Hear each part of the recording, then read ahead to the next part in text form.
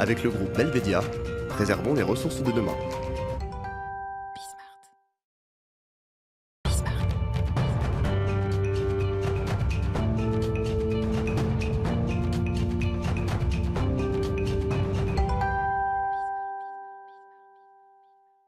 Amélie Favre-Guittet, RH Management, fenêtre sur l'emploi, comme chaque mardi. Là, aujourd'hui, j'ai envie de dire, c'est presque un coup de gueule que vous poussez. Ah, oui. Alors, ça tombe très bien parce que vous avez un député de La République En Marche très engagé, puisqu'il a fait voter une loi sur l'apprentissage.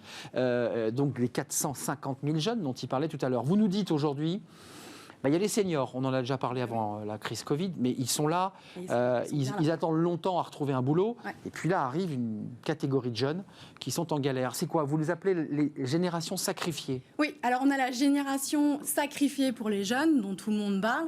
Moi, je parle de la génération oubliée pour les seniors, justement. Aujourd'hui, on a regardé les stats, justement, de Pôle emploi. Au dernier trimestre 2020, on avait 492 000 demandeurs d'emploi de moins de 25 ans inscrits à Pôle emploi. Donc, ce sont nos fameux jeunes qui sont un peu en galère. Qui ne touchent rien, Amélie. C'est-à-dire qu'ils sont inscrits officiellement pour essayer de trouver un emploi, mais ils n'ont pas travaillé auparavant, j'imagine. S'ils n'ont pas travaillé, ils ne touchent rien. C'est ça, on est d'accord.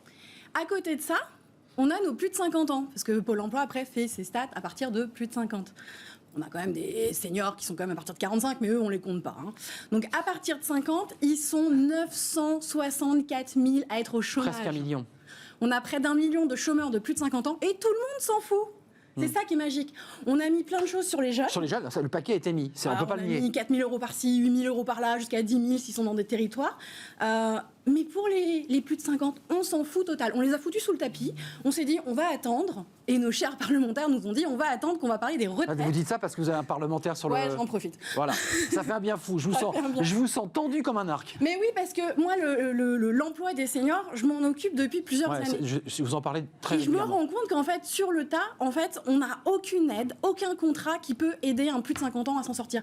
Et donc, on creuse encore plus un fossé entre les jeunes et les seniors alors qu'ils sont faits pour bosser ensemble. Je vais avoir une petite réaction de Sylvain Maillard, c'est intéressant, mais vous évoquiez quand même l'idée qu'il y a la réforme des retraites, puisque l'idée c'est de faire baisser évidemment notre dette et faire passer, si je crois c'est 14% les retraites sur le PIB, donc le faire passer à 10, c'est bien qu'il y a 4%.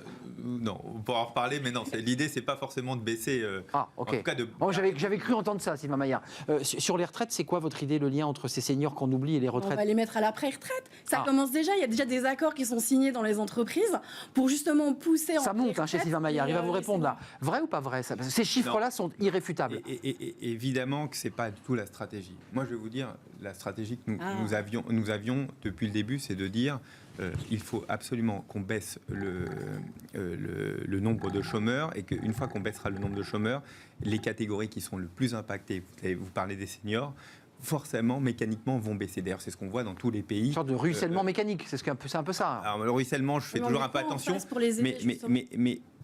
Et là, je vais peut-être reprendre ma casquette de chef d'entreprise. Ce côté accompagner toujours avec des aides est pour moi une perversion française. C'est-à-dire qu'on n'a jamais autant financé les choses et au fond, ça ne fonctionne pas. C'est-à-dire, même quand on fait de l'apprentissage, et là, on voit à quel point ça réussit, en réalité, à l'heure actuelle, un apprenti, ça ne coûte plus rien. Pardon, ça ne coûte plus rien pour l'entreprise à l'heure actuelle. Et c'est comme ça que ça fonctionne. Presque plus rien. Très honnêtement, ça ne coûte presque plus rien. Et donc, on voit bien qu'il faut que nous accompagnions. Nous, ce qu'on a porté, moi, ce que j'ai porté, c'est la formation professionnelle. Comment on fait pour vous donner un compte de formation que vous puissiez tout au long de votre vie pour pouvoir vous réinventer.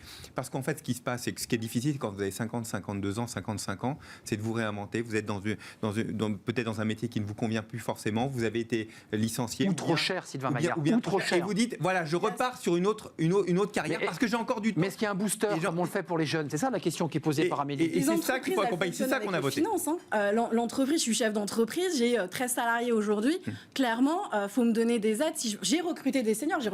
Mais vous n'avez rien touché pour... non. J'ai recruté 2 personnes au mois de janvier. J'ai recruté un alternant et un senior. Pour l'alternant, j'ai mes aides.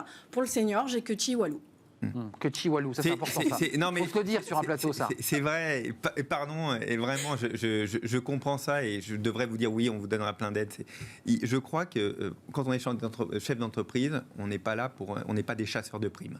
On est là. On gère un budget quand même. Oui, mais la pérennité de l'entreprise. On n'est pas des chasseurs de primes, c'est-à-dire qu'on est là pour servir des clients, on est là pour faire de la marge et on dit tant mieux s'il y a une opportunité. Mais la réalité, c'est qu'on cherche des talents. Vous cherchez des gens qui correspondent. Mais tout le monde va chercher des jeunes parce qu'ils savent que ça leur coûte beaucoup moins Il y a cher. un effet d'aubaine, Sylvain Maillard, ça me Clairement. semble assez évident. Donc, si on fait un effet d'aubaine pour une justement, catégorie, il faut en faire pour les autres, ou alors on en fait pour personne. Alors, il ne faut pas d'effet d'aubaine, il faut juste dire que les jeunes qui n'ont aucune expérience sont particulièrement défavorisés pour trouver un emploi à l'heure actuelle, donc on compense par une aide, mais par contre, ceux qui sont déjà dans l'emploi, qui ont déjà une formation, qui ont déjà une expérience, eux, normalement, ne devraient pas bénéficier d'aide. Ça ne veut pas dire qu'on ne doit pas en permanence mettre en place... Quand vous gagnez mieux votre vie qu'un autre, en général, vous avez un salaire plus important, c'est que vous apportez plus de valeur ajoutée dans l'entreprise. C'est ça la réalité. Et donc, quand vous êtes senior, que vous avez 20 ans, 30 ans d'expérience, en général, normalement, vous devez apporter plus d'expérience. Sylvain Maillard. Et donc, le niveler vers le bas, moi, me semble pas une... C'est un débat. Sauf que pendant ce temps-là, on a des seniors qui restent au chômage.